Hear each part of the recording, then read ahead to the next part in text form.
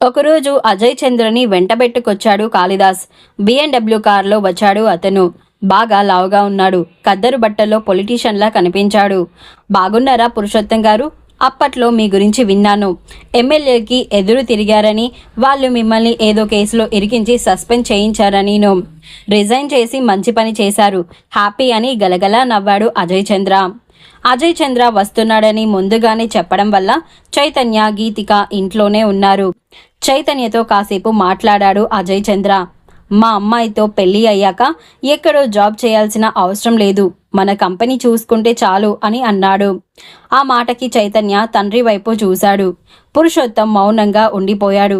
మంచి రోజు చూసి ఫోన్ చేయండి, మా ఇంటికి వద్దురు గాని అన్ని సంగతులు మాట్లాడుకోవచ్చు అని అన్నాడు అజయ్. ఇక బయలుదేరుతాను అని అజయ్ లేవగానే గీతిక, అంకుల్ లంచ్ చేసి వెళ్ళండి అని అంది. గీత, గతికితే అతకదు అంటారు.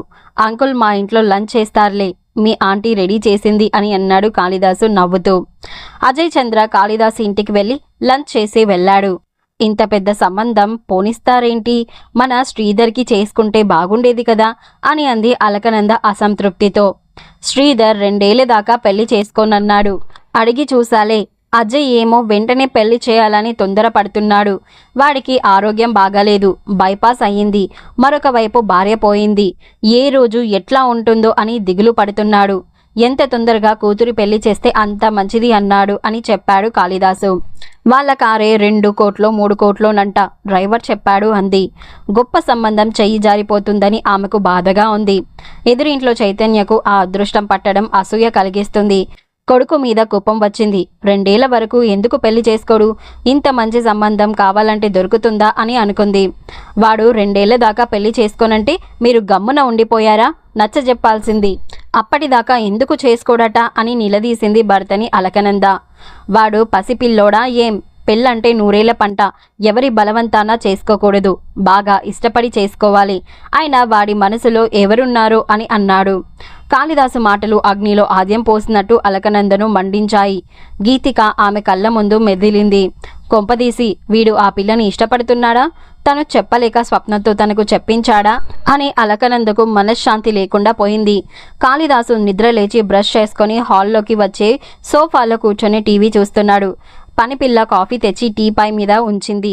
జూబ్లీ హిల్స్లో అర్ధరాత్రి 12 దాటిన తర్వాత తాగి డ్రైవ్ చేస్తూ యాక్సిడెంట్ చేసిన మేఘన రోడ్డు పక్కన ఆగి ఉన్న కారుని మేఘన నడుపుతున్న కారు ఢీకొట్టింది.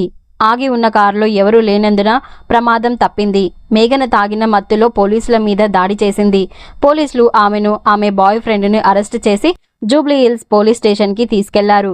టీవీలో మేఘన తాగిన మత్తులో పోలీసుల్ని తిడుతూ మీదకు వెళ్లడం చూసి కాళిదాసు బిత్తరపోయాడు. ఎందుకంటే మేఘన అజయ్ చంద్ర కూతురు. కాళిదాసు భార్యను పిలిచి టీవీలో టెలికాస్ట్ అవుతున్న మేఘన విశ్వరూపం చూపించాడు. మరీ ఇంత బరి తెగించిందా ఆ అమ్మాయి? చూస్తుంటే రోజు పబ్బుల్లో తప్పతాగి చిందులేసే దానిలా ఉంది. అదేం కాపురం చేస్తుంది మొగుడుతో అని నోరు నొక్కుకుంది అలకనంద. ఇంకా నయం, పురుషోత్తం కొడుకుతో పెళ్లి చేశాం కాదు, పరువు పోయేది అని అన్నాడు కాళిదాసు. అజయ్ చంద్ర వంటి మల్టీ మిలియనర్, ఆస్తిపాస్తులు లేని పురుషోత్తం కొడుక్కి తన కూతుర్ని ఇవ్వడానికి ఎందుకు ముందుకు వచ్చాడో అతనికి అర్థమైంది.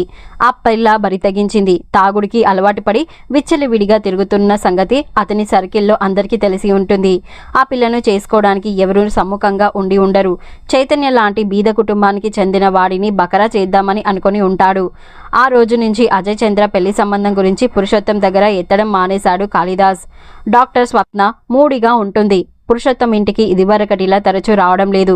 ఒకవేళ వచ్చినా ముభావంగా అంటిముట్టనట్టుగా ప్రవర్తిస్తుంది. పురుషోత్తం ఆమె మనసు కొంతవరకు గ్రహించగలిగాడు. చైతన్యకు పిల్లని ఇస్తానని అజయ్ చంద్ర వచ్చినప్పటి నుంచి ఆమె అలా ఉంటుంది. ఆ సంబంధం ముందుకు సాగలేదు. కాళిదాసు ఫోన్ చేసి ఆ సంబంధం వద్దులేరా మనకి అన్నాడు. కారణం చెప్పలేదు, తను రెట్టించలేదు. కొన్నాళ్ళ తర్వాత స్వప్న మామూలుగా ఉంటుంది. చైతన్యకు వచ్చిన పెళ్లి సంబంధం వెనక్కిపోయిందని ఆమెకు పెద్దమ్మ ద్వారా తెలిసింది. ఆ పిల్ల క్యారెక్టర్ మంచిది కాదని, మనకు తగిన మ్యాచ్ కాదని అనుకున్నారు. చైతు, నీ పెళ్ళంటగా, ఎప్పుడు ఏంటి అని అతను ఒంటరిగా ఉన్నప్పుడు పట్టుకొని అడిగింది స్వప్న. నీకేంటి అంత ఇంట్రెస్ట్ అని ప్రశ్నించాడు చైతన్య. ఎదురింటి అమ్మాయిని ఆ మాత్రం ఇంట్రెస్ట్ చూపించకూడదా అని అంది. కూడదు అన్నాడు చైతన్య. ఎందుకు అంది స్వప్న. నీ దారి నీది, నా దారి నాది అన్నాడు చైతన్య. అంటే అనింది స్వప్న. నువ్వు డాక్టర్వి, నేను ఇంజనీర్ని అని అన్నాడు చైతన్య. అదా అంది స్వప్న. అవునమ్మా, 4 కోట్లు పెట్టి నర్సింగ్ హోమ్ పెట్టించిన వాడిని పెళ్లి చేసుకుంటానని డిసైడ్ అయ్యావుగా, ఇంకా నాతో ఏం పని అన్నాడు చైతన్య.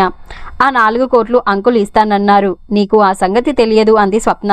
ఇస్తే పుచ్చుకో, మరి ఎందుకు నా పెళ్లి గురించి ఎంక్వైరీ చేస్తున్నావు అని అడిగాడు చైతన్య. అప్పుడే లోపలికి వచ్చిన గీతిక, ఏంటి పుచ్చుకో అంటున్నా, హృదయాలు ఇచ్చి పుచ్చుకోవడమా, మనసులు ఇచ్చి పుచ్చుకోవడమా, మీ సంగతి కనిపెడుతూనే ఉన్నాను ఐ నో అని చిలిపిగా అంది. అటువంటిది ఏమీ లేదు, డాక్టర్ అమ్మకి ఎదురు కట్నం కావాలట 4 కోట్లు, ఇండియా మనీ అంతగా ఎదగలేదమ్మా అన్నాడు చైతన్య. 4 కోట్ల, ఇండియా ఎదగడం కాదు, దిగజారలేదను, కన్యాశుల్కం రోజులొచ్చాయని కలలు వస్తున్నాయేమో అని పకపక నవ్వింది గీతిక. అంకుల్ ఇస్తానంటున్నారు 4 కోట్లు, నీకేంటి బాధ అని అంది స్వప్న. ఇంతలో అక్కడికి పురుషోత్తం కూడా వచ్చాడు. ఏంటి ముగ్గురు ఇక్కడ గూడు పుటాని చేస్తున్నారు అని అడిగాడు. డాడీ, నువ్వు ఈ డాక్టర్ అమ్మకి 4 కోట్లు ఇస్తానన్నావని దబాయిస్తోంది మమ్మల్ని అని చెప్పింది గీతిక. అవును, బీరువా తీసి ఇచ్చేయి అని అంటూ నవ్వాడు. కాసేపటికి చైతన్య స్వప్న వెళ్ళిపోయారు. తను ఒక కప్పు తెచ్చుకొని తాగుతూ ఆలోచనలో పడింది గీతిక. పికాక్ ఫ్యాషన్ కంపెనీలో తారసపడిన శ్రీరామ్ గుర్తొచ్చాడు. తన సీటు దగ్గరికి వచ్చి హాయ్ గీత అన్నాడు అతను. అతని ఇంత ముందుకు ఎప్పుడు చూసినా గుర్తులేదు. ఎత్తుగా చామన ఛాయలో ఉన్నాడు. పెద్ద పెద్ద కళ్ళు ప్రకాశవంతంగా వెలుగుతున్నాయి. తనని మందహాసం చేశాడు. మీరు అని ఆగిపోయింది గీతిక. నేను బాగా తెలిసిన వాడిని, జ్ఞాపకం తెచ్చుకో, ఫ్లాష్ బ్యాక్లోకి వెళ్ళు అని నవ్వుతూ వెళ్ళిపోయాడు. ఆమె తల బద్దలు కొట్టుకుంది. ఎవరతను, ఎక్కడ పరిచయం? పక్క టేబుల్ ముందు కూర్చున్న తారని అడగాలనుకుంది. తారా, ఇప్పుడు నాతో మాట్లాడి వెళ్ళిన అతను ఎవరు అని అడిగింది. ఓ అతనా, మన కంపెనీ డైరెక్టర్ అనంతరాముల కొడుకు అని చెప్పింది. నేనెప్పుడు చూడలేదే అంది గీతిక. హైదరాబాద్ వచ్చి 10 రోజులు అయింది, ఆస్ట్రేలియాలో ఏదో ట్రైనింగ్కి వెళ్ళాడట అని చెప్పింది తార. గీతిక మళ్ళీ జ్ఞాపకాల పొరల్లోకి వెళ్ళి వెతికి చూసింది. ఆ రోజంతా పరధ్యానంగానే గడిపింది. అతను ఎవరో గుర్తుకు రావడం లేదు. ఇంటికి వచ్చాక కూడా అతని ముఖం కళ్ళ ముందు కనిపిస్తూనే ఉంది. కంపెనీ డైరెక్టర్ అనంతరాములు కొడుకు అని తార చెప్పింది. అతని పేరేంటో తను ఎందుకు అడగలేదు, రేపు అడిగి తెలుసుకోవాలి అనుకుంది గీతిక. ఇంతలో ఇంటి ముందు బైక్ ఆగింది. ఇప్పుడేగా అన్నయ్య స్వప్న కలిసి వెళ్లారు, అప్పుడే వచ్చేసారేంటి అని అనుకుంటూ ఉండగా అతను గేటు తీసుకొని చొరవగా లోపలికి వస్తున్నాడు. అతన్ని చూసి గీతిక ఆశ్చర్యపోయింది. అతను సరాసరి ఇంటికి వచ్చేశాడేంటి? నిన్ననేగా తను నేను బాగా తెలిసిన వాడిని, జ్ఞాపకం తెచ్చుకో అని పజిల్ విసిరిపోయాడు. అసలు ఇతను ఎవరు అని ఆలోచిస్తూ ఉండగా హాయ్ గీత, గుడ్ మార్నింగ్ అని అంటూ చొరవగా హాల్లోకి వచ్చేశాడు. సోఫాలో కూర్చున్న పురుషోత్తం చదువుతున్న పేపర్ పక్కన పెట్టి అతన్ని ఎగాదిగా చూశాడు. హాయ్ అంకుల్, బాగున్నారా అని అడిగి ఎదురుగా కూర్చున్నాడు. పురుషోత్తంకి అతను ఎవరో గుర్తు రాలేదు. బాబు నువ్వు అని ప్రశ్నార్థకంగా చూశాడు. గుర్తుపట్టండి చూద్దాం, నిన్ననే గీతను మా కంపెనీలో చూశాను. నేనైతే వెంటనే గుర్తుపట్టి పలకరించాను. తనే నన్ను గుర్తుపట్టలేకపోయింది. అంటే నన్ను పూర్తిగా మర్చిపోయిందన్నమాట. నేను గీతికను మర్చిపోలేదు, 10 ఏళ్ల పైనే అయిపోయినా గాని గుర్తుపట్టాను అని అతను గలగలా మాట్లాడుతున్నాడు. గీతిక అక్కడకు వచ్చింది. డాడీ, ఇతను అనంతరాములు గారి అబ్బాయి అట అంది క్లూ ఇస్తూ. అనంతరాములు అంటే మీది మిర్యాలగూడ అవునా అని అన్నాడు పురుషోత్తం. ఎగ్జాక్ట్లీ అన్నాడు అతను. గీత, వీడు రాహుల్, మిర్యాలగూడలో మనమున్న ఇంటి పక్కనే ఉండేవాళ్ళు. వీళ్ళ నాన్న అనంతరాములు, వీళ్ళకి మిర్యాలగూడలో క్లాత్ స్టోర్ ఉంది అని చెప్పాడు పురుషోత్తం. పురుషోత్తం చెప్తుంటే గీతికకు లీలగా జ్ఞాపకం వచ్చింది. నందిపాడు రోడ్డులో ఉండేవాళ్ళు అప్పుడు. పక్కింట్లోనే ఉండేవాడు రాహుల్. వీడు తనకంటే 4 ఏళ్లు పెద్దవాడు, చైతన్య తోటివాడు. ఇద్దరు ఒకే క్లాస్. రాహుల్, నువ్వా? సారీ, గుర్తుపట్టలేకపోయాను అని అంటూ అతని పక్కనే కూర్చుంది గీతిక. నువ్వు నన్ను పూర్తిగా మర్చిపోయావుగా అని అన్నాడు. అప్పుడు చిన్నదాన్ని, 10-12 ఏళ్ళు అయి ఉంటుందేమో కదా, ఏం గుర్తుంటుంది అని అంది గీతిక. మరి నాకెందుకు గుర్తున్నావు అన్నాడు రాహుల్. నువ్వు నాకన్నా 4 ఏళ్లు పెద్దవాడివి బాబు, జ్ఞాపక శక్తి ఎక్కువ ఉంటుంది అంది. అదేం కాదు అన్నాడు రాహుల్. సర్లే గాని వాదన ఎందుకు, నీ కబుర్లు చెప్పు. ఆస్ట్రేలియాలో ట్రైనింగ్ ఏదో చేస్తున్నావంట అంది గీతిక. అవును, ఫ్యాబ్రిక్ యార్న్ మీద రీసెర్చ్, లేటెస్ట్ ట్రైనింగ్ ఎక్సెట్రా చేశాను. ఇప్పుడు అయిపోయిందిలే. ఇండియాలో ఆ టెక్నాలజీ ఇంట్రడ్యూస్ చేయాలని ఆలోచన. అయితే మా కంపెనీ డైరెక్టర్లు ఒప్పుకోవడం లేదు అని అన్నాడు రాహుల్. ఏమని అడిగాడు పురుషోత్తం. అంకుల్, వీళ్ళు మార్పు అంటే భయపడతారు. ఇప్పుడున్నది బాగానే ఉందిగా, సేల్స్ బాగున్నాయి, ప్రాఫిట్స్ వస్తున్నాయి, మళ్ళీ పెట్టుబడి ఎందుకు పెట్టాలి అని వాదిస్తారు అని అన్నాడు. నిజమే కదా అన్నాడు పురుషోత్తం. ప్రస్తుతం బాగానే ఉంటుంది, కొంతకాలానికి ఎవరో ఆ కొత్త టెక్నాలజీ ఫ్యాబ్రిక్స్ మార్కెట్లోకి తెస్తారు. మన గార్మెంట్స్ అమ్మకాలు పడిపోతాయి, నష్టాల్లో కూరుకుపోతాం. అంకుల్, కొత్తొక వింత, పాతొక రోత అని నవ్వాడు రాహుల్. బాగా చెప్పావు. నాన్న ఎలా ఉన్నాడు, మీ అమ్మ బాగుందా అని అడిగాడు పురుషోత్తం. ఆ మాటకి రాహుల్ ముఖంలో విచారం కనిపించింది. అంకుల్, 4 ఏళ్ల క్రితం జరిగింది. అమ్మ కోమాలోకి వెళ్ళిపోయింది. అప్పటి నుంచి అలాగే ఉంది. ఇప్పట్లో బెడ్కే పరిమితమైంది.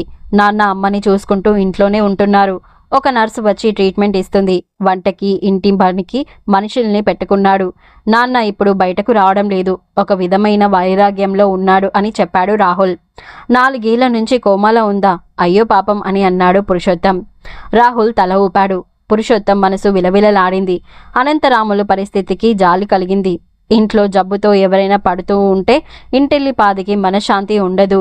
రోజులు, నెలలు కాదు, సంవత్సరాల తరబడి చలనం లేకుండా శవంలా పడి ఉన్న భార్యని ప్రాణప్రదంగా చూసుకుంటున్న అనంతరాములు మామూలు మనిషి కాదు, ఎంత ఉన్నతుడు అని అనుకున్నాడు పురుషోత్తం. మధ్యాహ్నం రాహుల్ అక్కడే లంచ్ చేశాడు.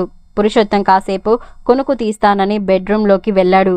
మరి ఆ తర్వాత ఏం జరిగిందో తెలుసుకోవాలంటే నెక్స్ట్ ఎపిసోడ్ వినాల్సిందే. మీరేమైనా గెస్ట్ చేస్తే కామెంట్ బాక్స్లో కామెంట్ చేయండి. అలాగే ఈ వీడియో నచ్చితే నా ఛానల్ని సబ్స్క్రైబ్ చేసుకొని ఈ వీడియోని లైక్ చేయండి. Thank you.